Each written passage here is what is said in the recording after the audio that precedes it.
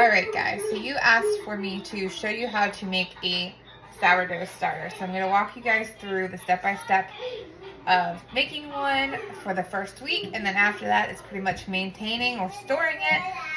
So what you're going to need is a glass jar. You can use an old pickle jar, whatever you need. Just make sure it's glass.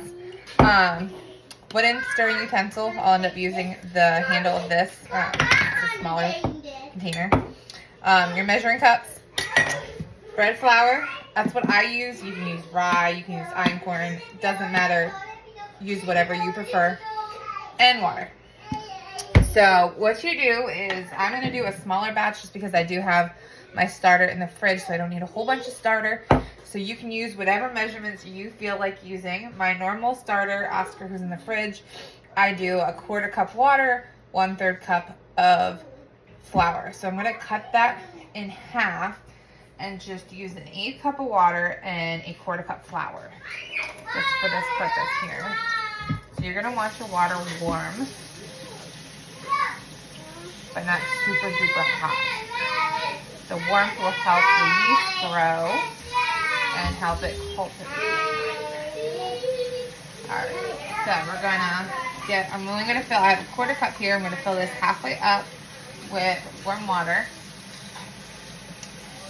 And then I will make a video in a little bit once it's doing its thing to show you guys what it does, and then I will post a video daily to show you guys what to do. Alright, so we got half, and some people like to use a scale, and you are more than welcome to use a scale. I'm not that picky. I've kind of figured out how my sourdough starter should work for me, and that is more than enough for me. Then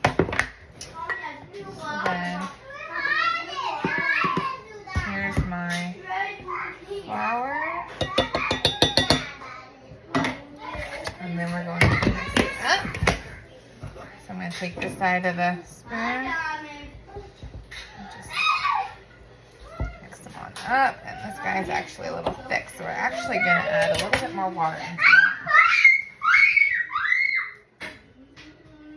I guess you could use a 1/4 and a 1/4, the same amount for each. I'll show you what the starter consistency should look like.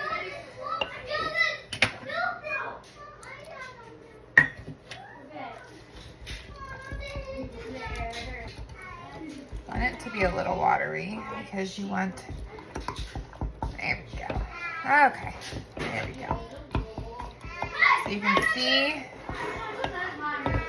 a little bit watery, which is what you want. You don't want it to be super dry. Otherwise, it's not going to be able to make the yeast that you want. And then I like to do the rubber band method to make sure it's doubling once it becomes a little active. So we're going to stick a lid on this nice and loose, not too tight. Like I didn't tighten it all the way. See, that's what, just very easily just there. And yeah, and then we'll come back and we'll check on it tomorrow, and I'll show you the steps from there.